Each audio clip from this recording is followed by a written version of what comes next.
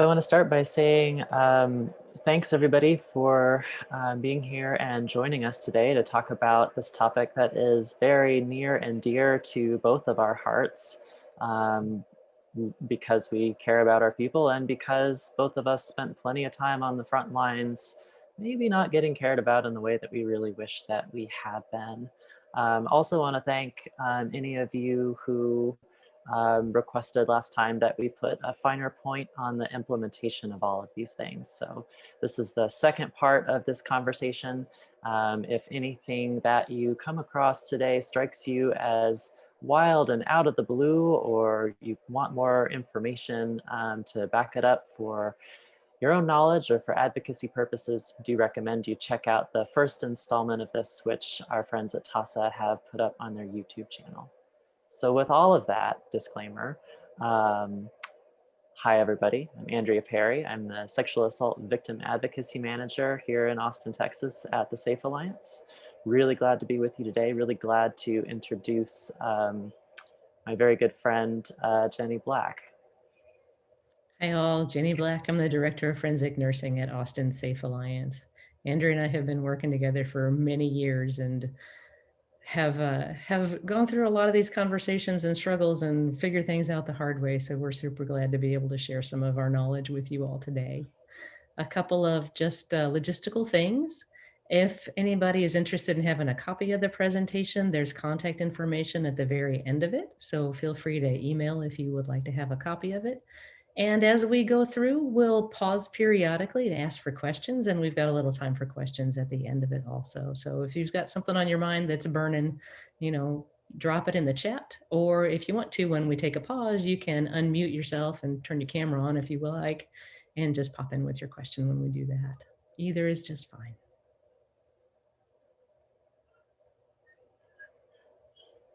Oh, there we go. All right, it wouldn't be one of these presentations if your PowerPoint didn't get ahead of you. So just by way of very quick review, again, do check out that other webinar if you're really interested in a deep dive in this.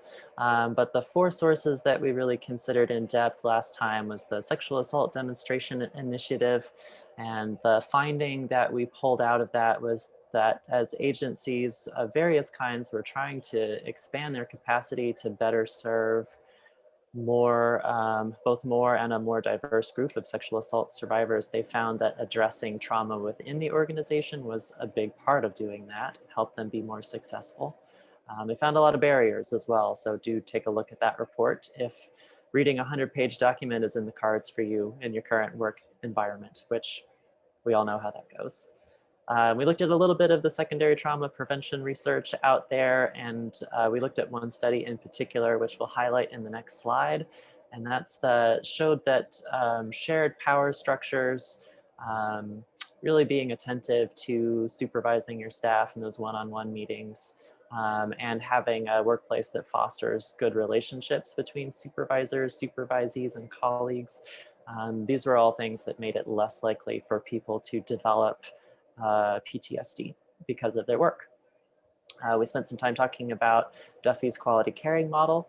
And the thing that I think animates both Jenny and I the most, she says it better than I do, I think, but it's the idea that when everybody is acting out of care, colleague to colleague, supervisor to supervisee, person providing service to person using the service, everything has a tendency to move forward in a good direction on its own. Really fascinating stuff. MD Anderson is using it in Houston, so it's got to be something right with it.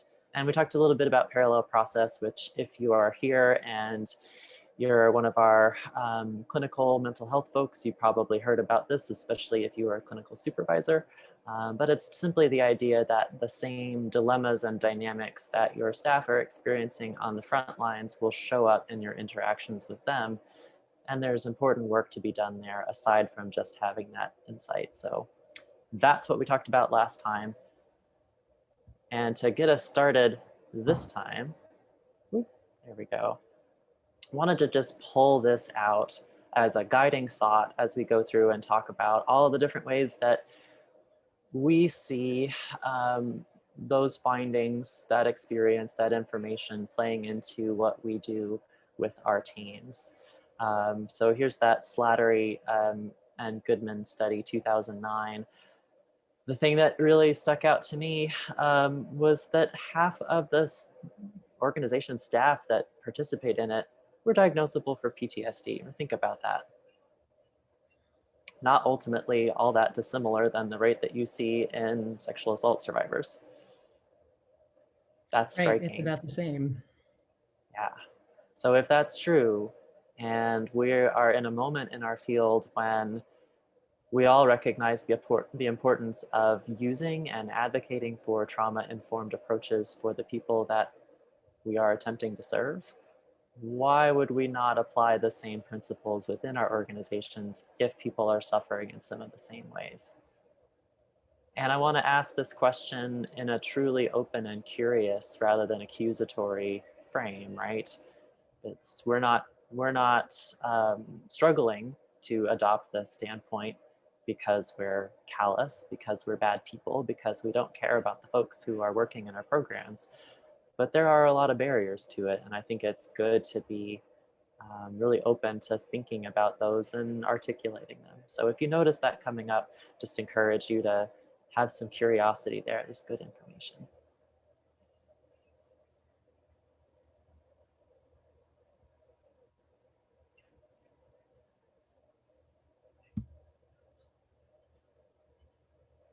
Oh, Jenny, I think I did find an older version, didn't I? I think you're right. Okay, let me hop out of Do you this real wanna pop quick. out?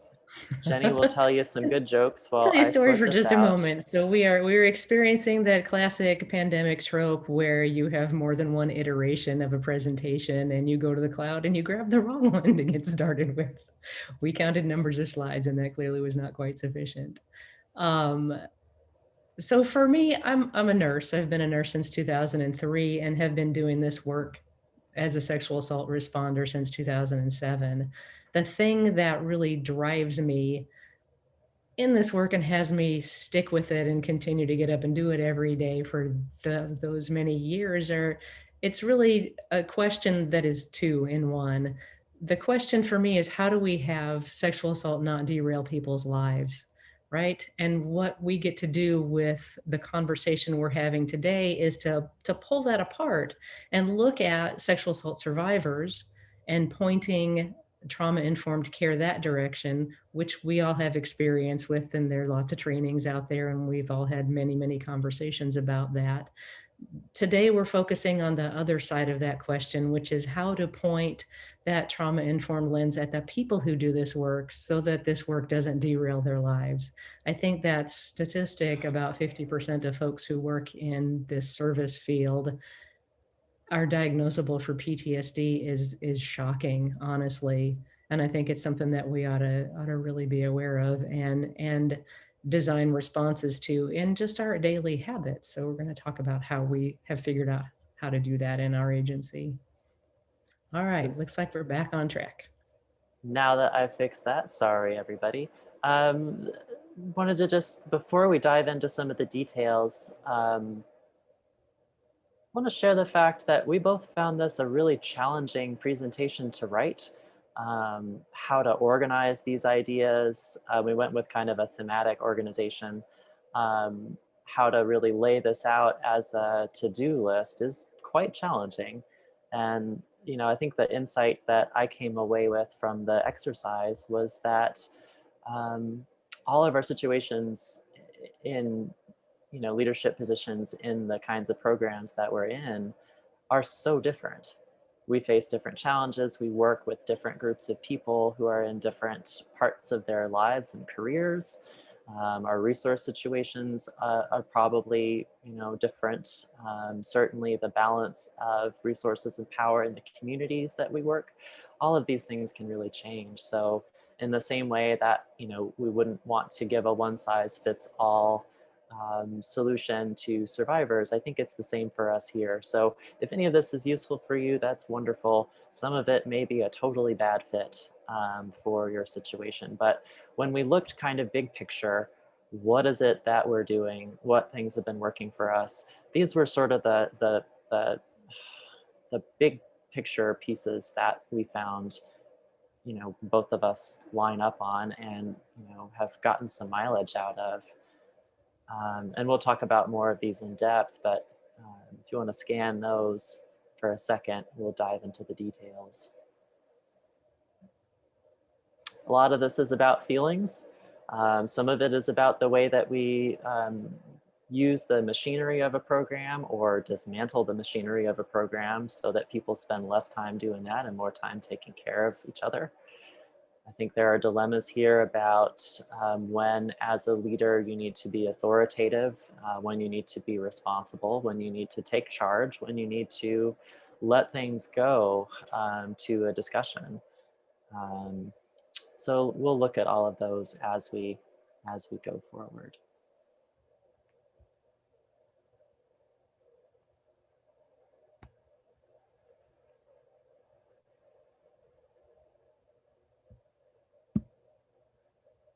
So we've got some examples of this one piece that um, maybe something you're already doing, maybe something that feels counterintuitive. I know it's not infrequently as a leader that you feel put on the spot to come up with an answer for something. Here's a dilemma. What are we going to do?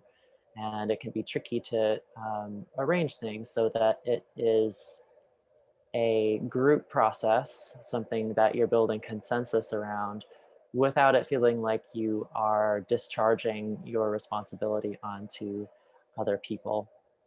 But the things that helped me with this, just some examples. Remember when you were on the front lines, as so many of us, frankly, hopefully all of us were, what was it like to have people take your point of view seriously as somebody who was seeing things up close? I experienced that as a really protective thing. I think most people do. So this is a good parallel to trusting survivors on their own situation, and trust your staff. They're pretty close to what people are experiencing. And I think it can be easy to lose in the day to day these sort of continuing threads of, we have all of these dilemmas. They're not yet resolved. How do we keep working on them in a way that feels productive? That's a question that I think I hold in my mind. And I think we both, Jenny, this is one that I know you are really upfront about asking, but encouraging people to share their ideas, right? Not being the authority on what the best way to go about things is. Yeah, absolutely. When we interview folks, we start with sharing some of these cultural norms that we have, because when we interview folks, we want to make sure that we've got a good fit in both directions. So sharing information about how you like to do things, how your group likes to do things, what's valuable is an important part of that process. Um, so when we look at management and when we look at taking insights from folks and supporting people in their personal and professional growth, because they're kind of the same thing. It's I think it's a false distinction to take those two things apart. We want to be thoughtful about listening carefully to people about what it is that they're seeing, what problems they're grappling with, and then what solutions they have in mind for those problems. And sometimes it's a small thing. Sometimes it can be updating a policy or changing how you schedule people. I got some great feedback this week from somebody who's a little bit newer to our staff who said, I came on primarily nights and weekends, but I'm really missing a valuable information source and would like to spend time with the regular full-time staff who are seeing folks during weekday, kind of more or less business hours. And she was absolutely right about that. And I was really glad to have that feedback to be able to give her what she needed and also think about what people in the future might need as they come into our program. So sometimes there are things like that. Somebody may come to you with a dilemma that you don't have any idea how to solve or what all of the pieces of the puzzle might be. So a research assignment might be a helpful thing at that point. And that person can go gather more information, bring things back to the group, and then people can talk about it and process it and come up with a way to solve problems like that. Along those lines, one of the things that I really like to do in growing staff is not just to give folks tasks to manage, but to give them domains to take care of so that they have autonomy within of the scope of what they're trying to accomplish, to be able to ask their own questions, come up with their own solutions, figure out how to navigate things. And I think that that goes a long way towards staff retention and satisfaction when people can bring themselves into the work and apply their curiosity and move through problems and come back with solutions on their own, or move through projects and then come back with a job that they've gotten completed. That's not to say that we don't check in regularly about how's it going and what are you running into and what kind of support do you need. But relinquishing some control, I think, is the theme of what I'm talking about here. Giving people enough space and enough autonomy to be able to do their jobs without micromanaging, but without either being completely laissez-faire about it. We want to be able to provide people with the support that they need to move forward, but also the space that they need to be able to grow and learn and figure things out on their own. It's a delicate balance, but it's kind of delightful. I really like it.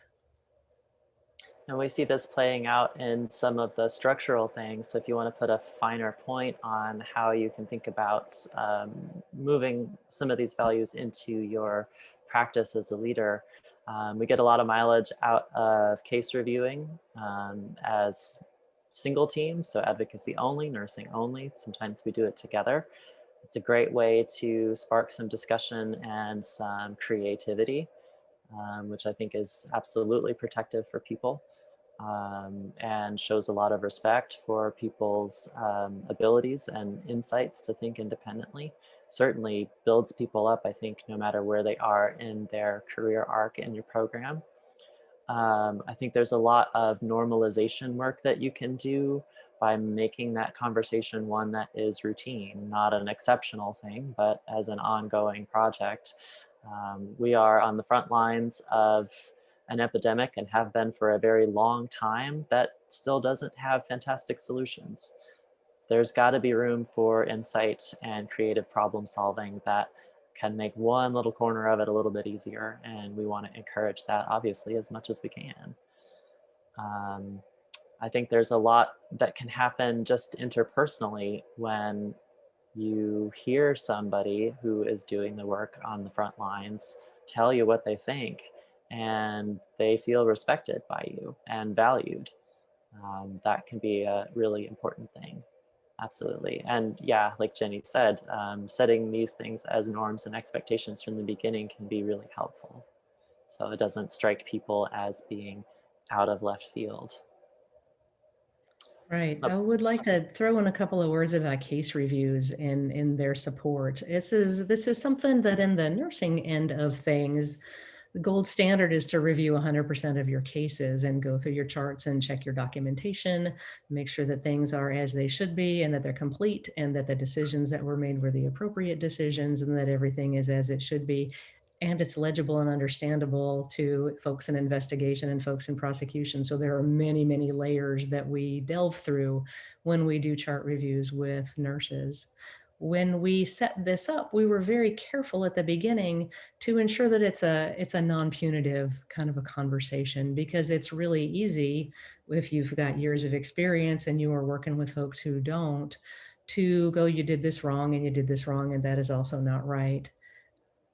And I don't think that that's helpful at all. It is certainly not trauma informed. The way that we approach this stuff is with curiosity. And I think maybe this is a word and a theme that will thread through this entire conversation that we're having today. Instead of telling folks that something that they did was they didn't do it the right way, the words that we use is what had you document this that way?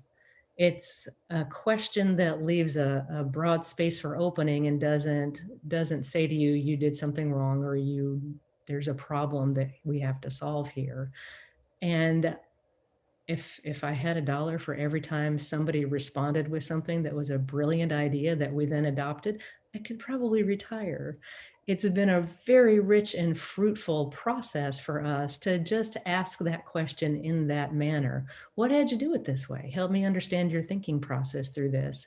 Again, frequently Folks are coming up with novel solutions to things that hadn't occurred to us because we've been doing it one way for a very long time. I think this also speaks, tying things back into theoretical framework, to Joanne Duffy's thoughts about self-advancing systems. If you kind of step back and get out of the way and point people towards care and have that as your ethic and your value, then things are going to improve on their own. And that's much better than having to, dig through it all on your own. Um, a couple of thoughts about interviewing too before we move on from here. I really, really like doing interviews. It's something that I had very little experience with before I came into this work, and kind of figured out in hard ways how to manage interviews and how to actually get what you needed from them as a person or a group of people who are deciding about who you're going to hire, but also for the people that are interviewing, because we want them to have all their questions answered and them to understand if they feel like it's a good fit and we feel like it's a good fit. So we love behavioral interview questions. They're not just competency assessments. They reveal a level of self-awareness because you're asking people to reflect on a time when you did a thing and then articulate that back to you. And it also indicates cultural fit because you're asking questions that reflect the values that you have in your program and the values that you're looking for in folks who are coming into it. We usually handle these things pretty informally. I ask our interviewees to ask questions first, so I know what they already know, so we don't cover same information again. Whether or not they've done research on the program or the agency can give you information about fit and how people process and how they prepare to come into new situations. Um, I have a favorite question that we always ask in interviews, and it's about biases because we learned, again, here's a nugget of doing it the hard way.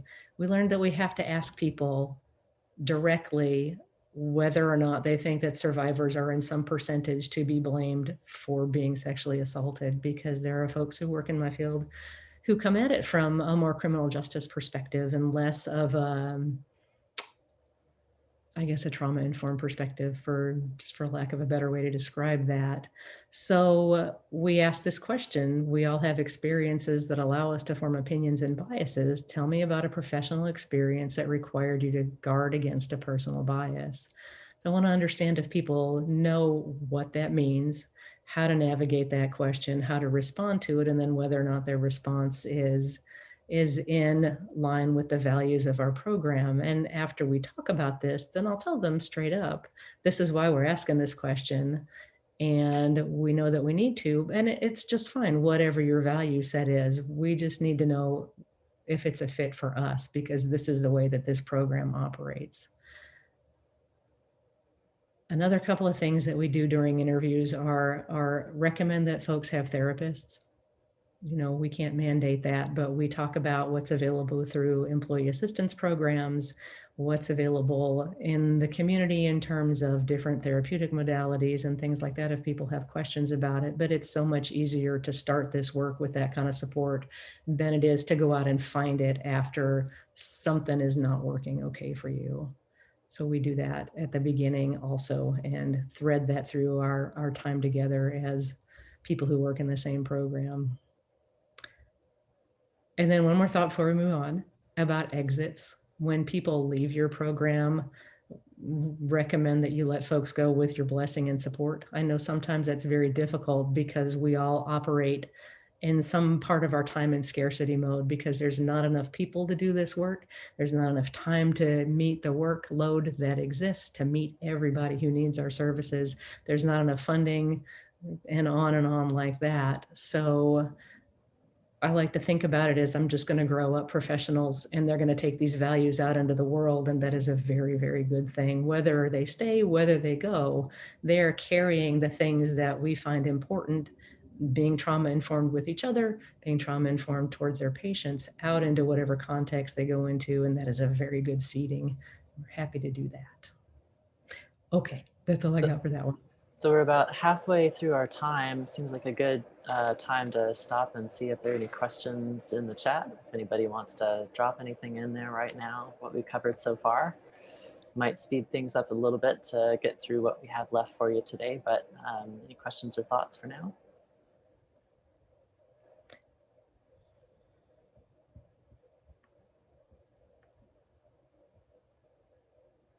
Okay, I wish that it had the dot, dot, dot, so you knew somebody was writing.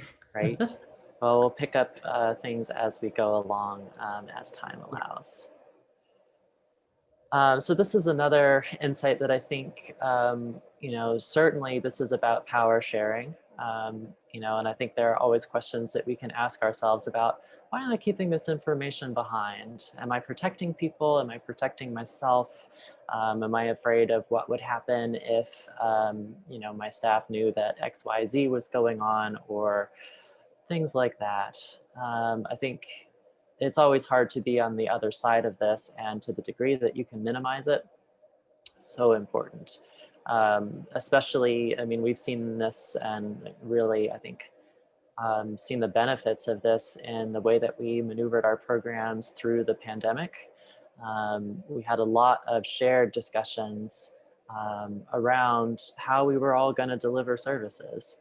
And that was not a top-down decision-making process for us. That was a pretty rich set of team discussions. And I think we saw that it worked really, really well, to the degree that we were able to arrive at a kind of a consensus where everybody felt like there was room to say what they thought made the most sense for us and made the most sense for survivors. And, whenever we were able to come to an agreement point, I think that kept people from wearing out and suffering and having feelings that were going to distract them from, being able to do their very best for survivors. And going along with that, there were plenty of moments when certainly I had to acknowledge that I don't know and I can't fix it. And I think that can be a tricky place to be. But there's a lot to say for letting a tough problem be visible, not trying to hide it because you don't have a solution for it, but we can all acknowledge it together. And there's something, I think, really powerful to be said about that.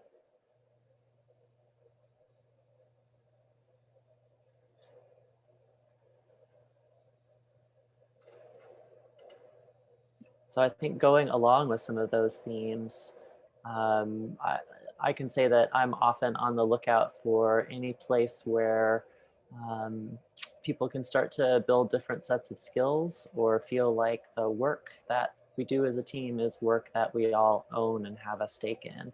It's not this team's work, it's my work, it's our work. That can be really powerful. So we'll talk a little bit about some ideas for that. I don't think anything that is going to set the world on fire, but always good to remember the different possibilities there for what's out there that can help people get their ideas in front of an audience, or really think through what they want the program that they're working in to be. What's something that they're going to be able to take pride in? And I think going along with, looking at it as an exercise in being transparent, um, I think you can ask some similar questions around how you're empowering or not empowering your staff, right? Like, what are you holding on to? And why is that? Um, is it an insecurity that you have? Is it something about your organization that is making you feel like you can't share the work of the program with your people? Share the decision making with your people. Again, it's curiosity, right? This is information gathering, it's not judgment formation. Really want to stress that. Getting out of that space as much as possible, right? We wouldn't want survivors to be doing that about themselves. We certainly don't want other people doing it to them. And if we're saying that the same principles ought to apply within our organizations, then we don't want to do it to ourselves or each other, but approach it with some openness. Right. A couple of just very brief and very practical thoughts around this. Nominate people for awards. When folks do outstanding work or they're doing solid work, there are all kinds of like local and regional awards that people can be nominated for. Sometimes it's in business circles, sometimes media has awards for healthcare providers and people in advocacy and things like that. there's an abundance of those things out there. You may have to go digging around for them, but it's really lovely to have somebody recognize your work and go, hey, I've nominated you for this recognition. Just wanted to let you know, whether or not people make it through to the ends of those kinds of competitions or not, being nominated is a lovely recognition for good hard work. And it goes without saying, but I'll say it anyway, praise publicly. One of the practices that we have in our program is we ask folks at the end of an encounter, nurse, advocate, patient, to let us know if there's anybody who did something outstanding or if there are problems that we need to solve. And we frequently get comments back from a nurse about how awesome their advocate was, or from an advocate about how agile the nurse was in handling problems. And we share that information with everybody every month. And we name names. So this person said this lovely thing about you. And we also gather information from patients when they're willing to give us a little bit of their time to do feedback before they take off their anonymous surveys. And we share the results of that information with our staff too. Just those little tiny nuggets that come once a month can be very nourishing, so that people know that they're seen, that the good work that they're doing is making an impact on both their colleagues and the folks that they take care of.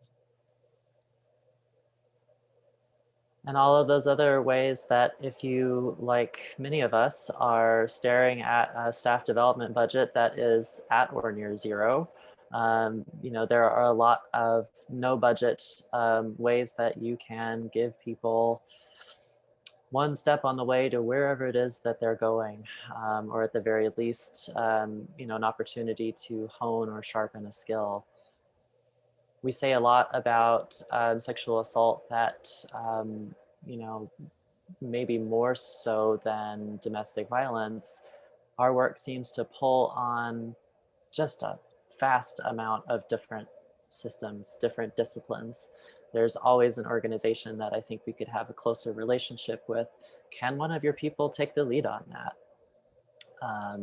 Is that something that somebody can really take on and spearhead? That's going to improve things for survivors. It's going to build that person's confidence. It's an empowering thing to do. I trust you to represent our program out there in the community. That's a lot of trust to put into somebody. Similarly with cross trainings, that's something that Jenny, I know you've been doing for a long time. We've been able to work in some of that as well. Let me come and explain to you what it is that we do and why you might want to refer folks to us. That can be a great conversation to lead. And I do a lot of, even, from the interview process, one of my questions is, what do you want to say that you've done when you're done here? What are the things that you want to get better at? How can we help you get to where you're going next? We know that most people are not going to stick around in this field that long. So can we give them something to, help them on whatever the next step in their journey is, whether that's professional licensure, grad school, something else entirely, their own business, anything like that.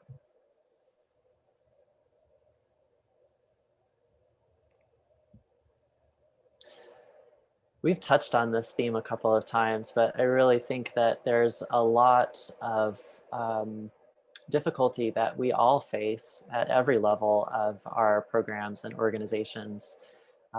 Just the constant pressures of having to deal with not having enough. We don't have enough time, we don't have enough staff, we don't have enough funding, we don't have enough cooperation from other organizations. We don't have, there's a long list of problems.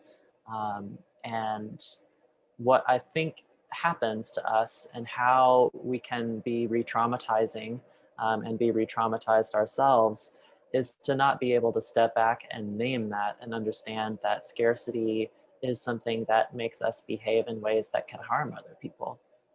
Can we engage more consciously with it?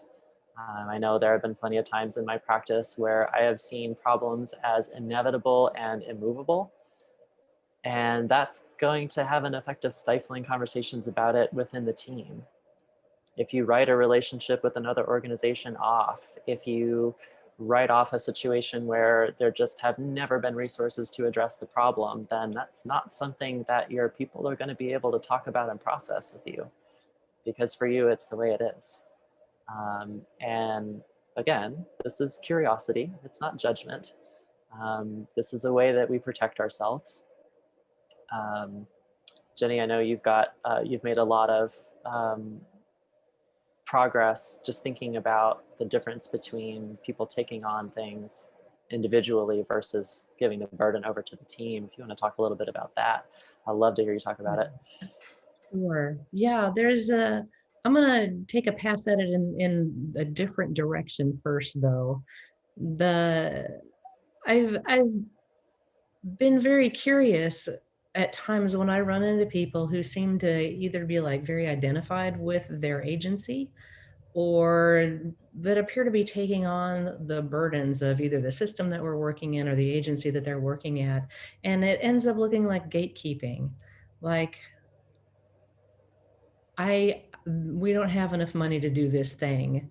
Coming from a frontline responder who's has absolutely nothing to do with budgeting, that's not their purview, that's not their scope.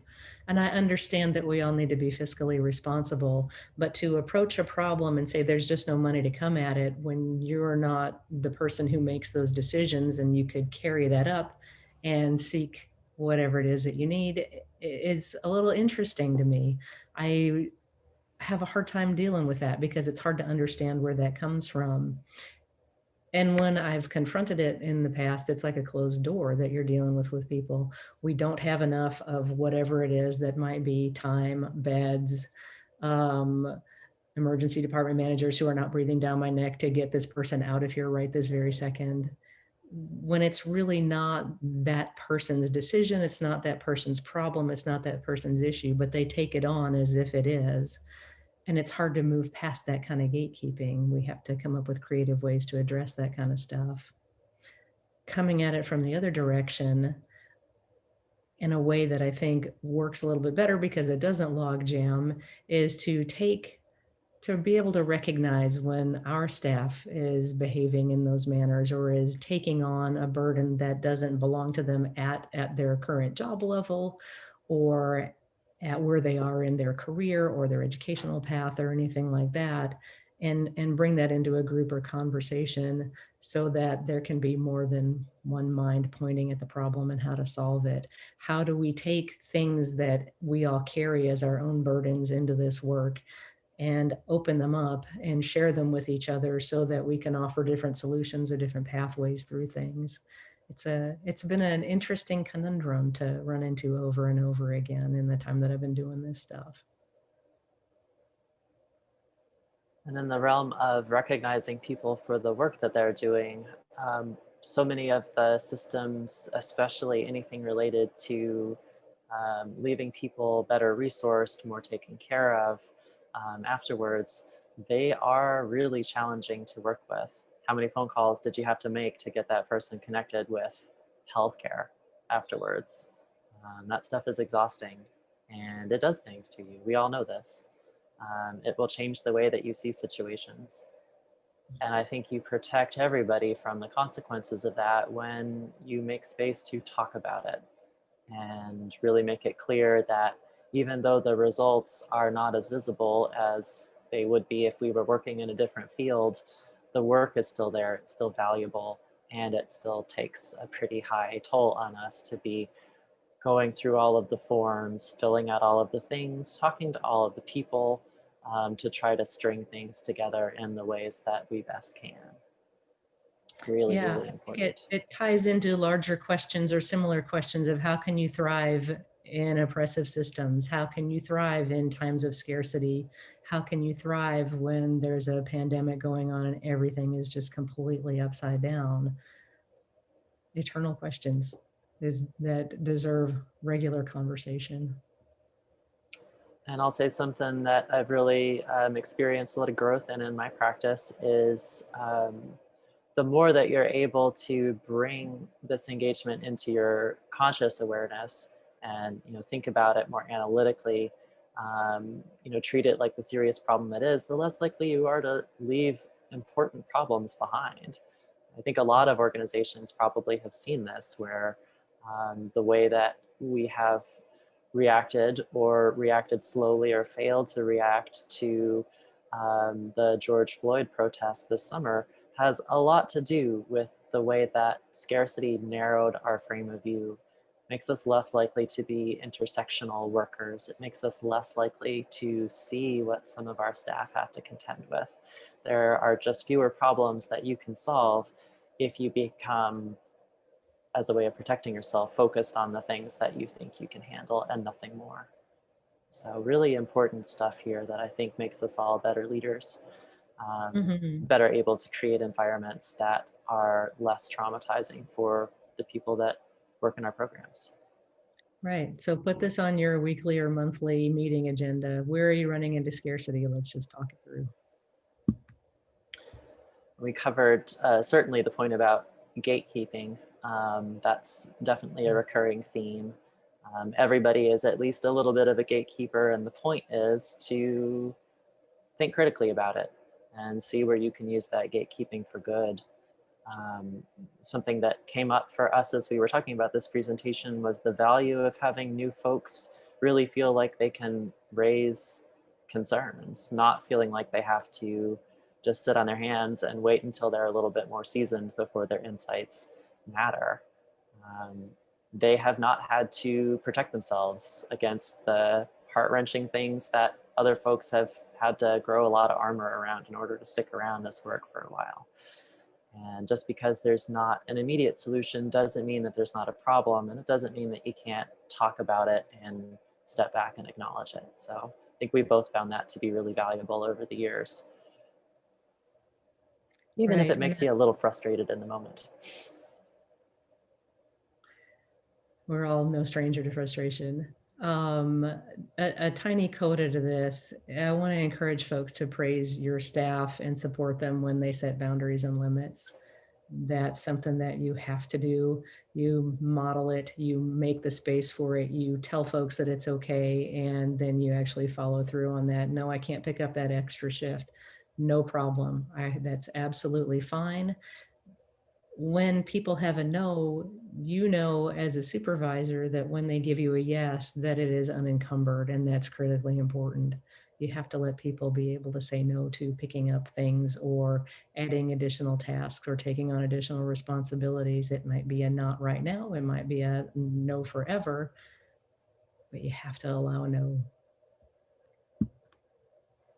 So we've caught, I think, a lot of these themes moving forward, and there's, I think, a lot of this work of being a more trauma-informed leader that does center around consent culture within your program.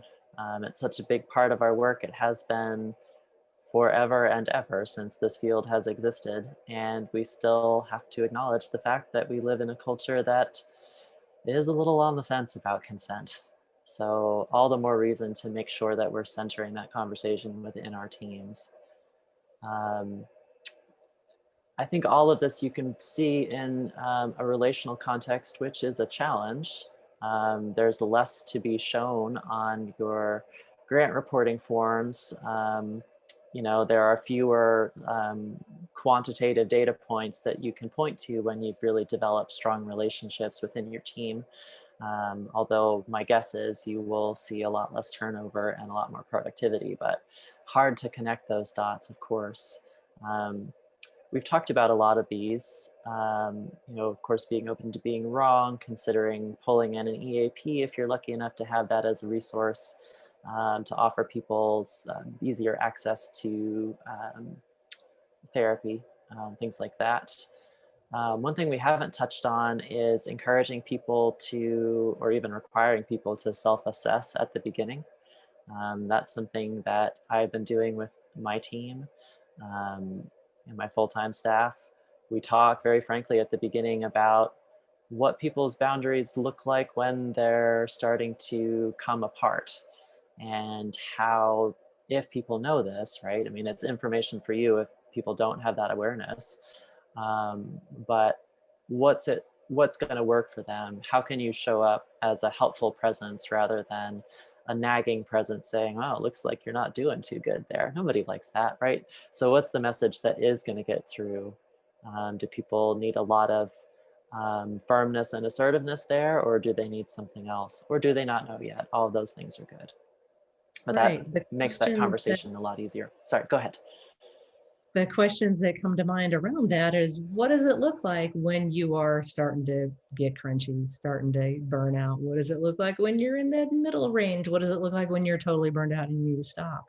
And on the other end, what does it look like when things are flowing well for you and you have the resources that you need?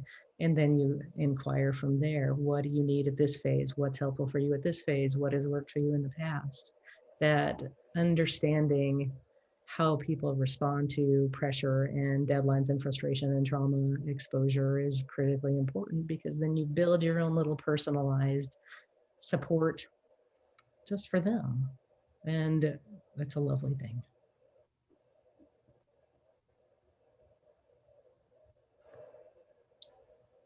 So again, we're starting to get to that point of the presentation where we've said a lot of these things before, but just to make it, really put a finer point on it.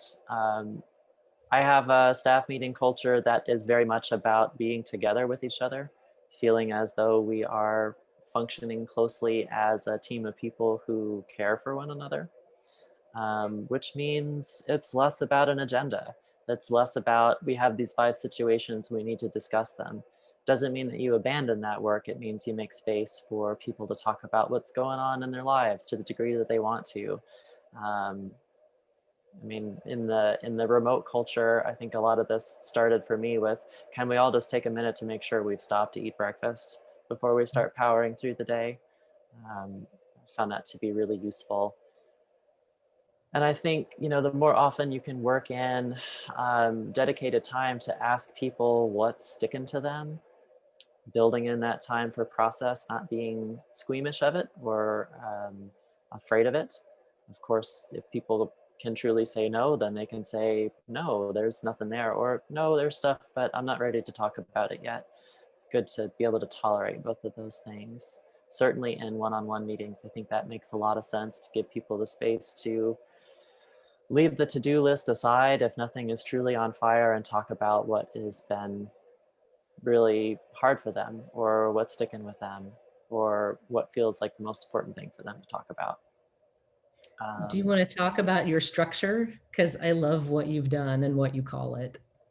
It's the Advocacy Breakfast Club. We meet every day at 10, every weekday. So the whole full-time team comes together and we share stories, we share successes, we share frustrations, we talk about clients that we're working with. Sometimes we are just with each other for 45 minutes and realize that we all need to go off and get work done, and then we're out of there. And it's the thing that you can feel anxiety about, right? Andrea, what do you do every morning in that meeting? Well, we take care of each other, and that actually does have value, especially now. And I think we all learned, many of us anyway, learned how important it is to make sure that you're checking in with people who have to bear the brunt of the upheaval. And I don't want to say debate because it's not a debate to me, but how in the forefront racialized oppression has been in the past year. It's something that has to be spoken to. Certainly there are other forms of oppression that we need to be attending to as well, but I think that's the one that's on many of our minds right now, absolutely. And that is a relational task as much as anything else. It's important to build trust there, and worth sticking it through, absolutely. We are coming close to the end of our time together, so I think let's move quickly through these next few slides and leave a little bit of time for questions. And again, we'll leave contact information, so if we have questions that we don't get to, please feel free to reach out. Sure, yeah. I think This we've one kind of touched goes on, without saying, right? You yep. know, we want to encourage productive dissent, because that's how we get better at what we do. If you have a culture where people can't say, I'm not sure about that, or that didn't go well, or I think that's a terrible idea, you're going to have something that is ossified and is incapable of flexing and growing to meet the needs of the people who are working in it, or the people who you're serving. You know, and I know, and everybody knows that on a staff that is mostly or completely female, having room for anger is an anti-misogyny tactic of its own. Really, really good thing to do. Mhm. And we have certainly talked about debriefing and working it into our interactions when we do forensic exams and accompaniments for those exams. Our nurses and advocates, it's just on the workflow. Afterwards, you check in, you talk about what worked, talk about what didn't work, try to shake off whatever is sticking to you. And there's always room to do this after the fact. Good idea to keep an eye on your people, check in with them. Don't necessarily leave it up to them to come to you, but if you have a sense that something's going on or that a case was hard, I think most people appreciate a quick check.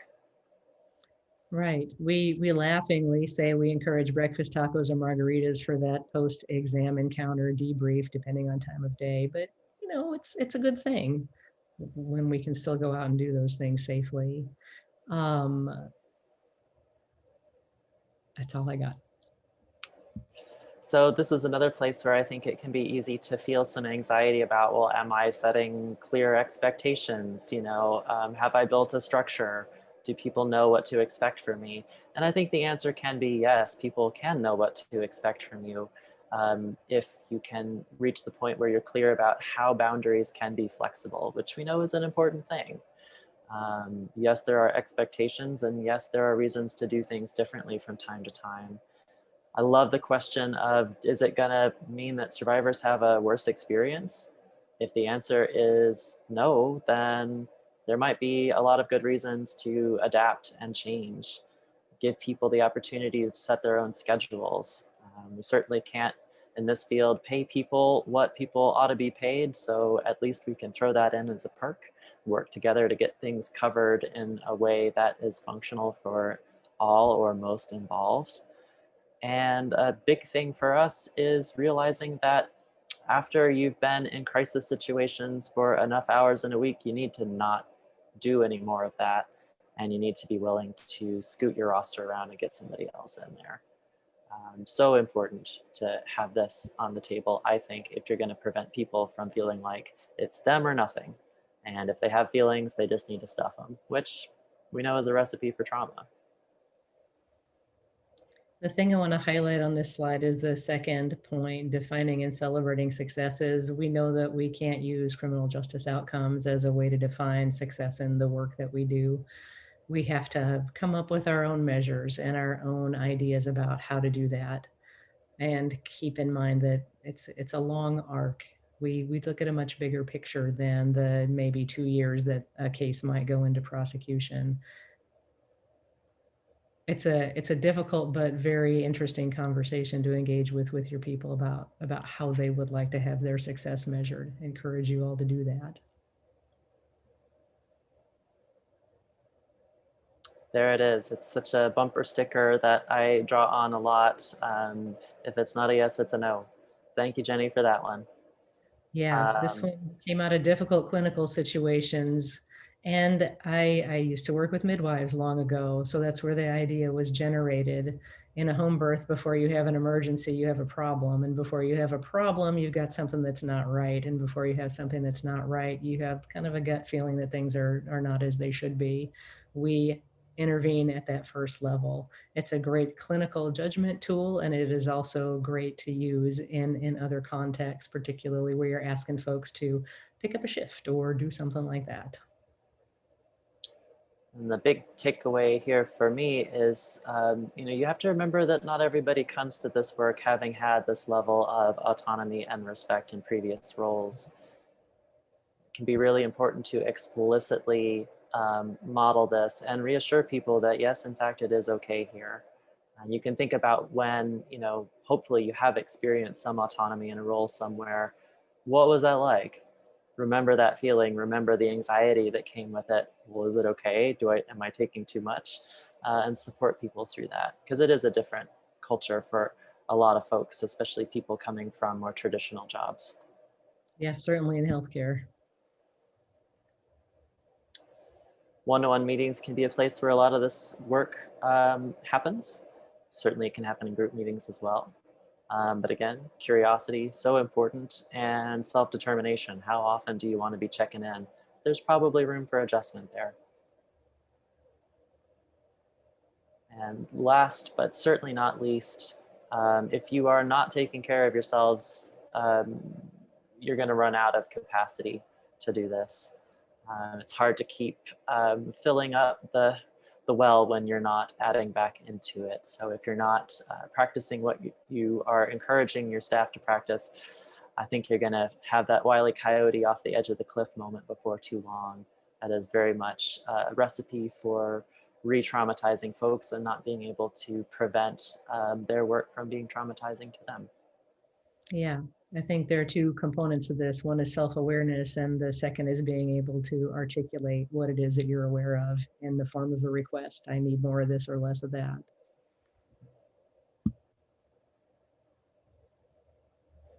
Very briefly, we both realize that this is a place where we have a lot of room to go, a lot of room to improve, but so important to acknowledge where people are succeeding and find ways to find joy in this work, as difficult as it is.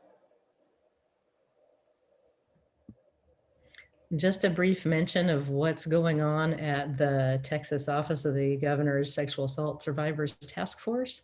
This is a group that was mandated by the last legislative session that has been meeting for just about a year now, and wanted to share a little nugget of what's going on over there that you can look out for when it's completed.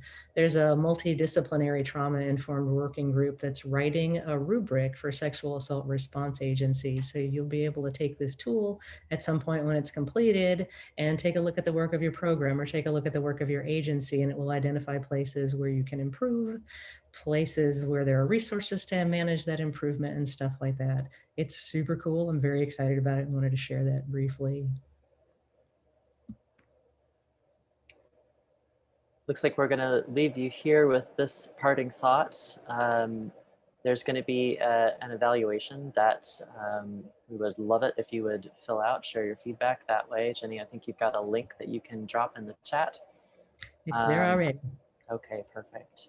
So thanks in advance for taking a second to fill that one out. Sorry, we didn't get a chance to be a little bit more leisurely getting through some of those last slides. If you do have questions, I'll put up contact info. Please do share those with us. But this was a part of the SADI that we pulled out for our last presentation. And wanted to bring it back here because it is so important, I think, to emphasize that transformation is a 360-degree project rather than just a one-way thing. If folks have questions that they want to pop in the chat real quick, that's great. If folks need to get on because we have reached our hour, that is fine too. It's nice to see you all. Thank you all for coming. Yeah, appreciate your time this afternoon, everybody. Indeed.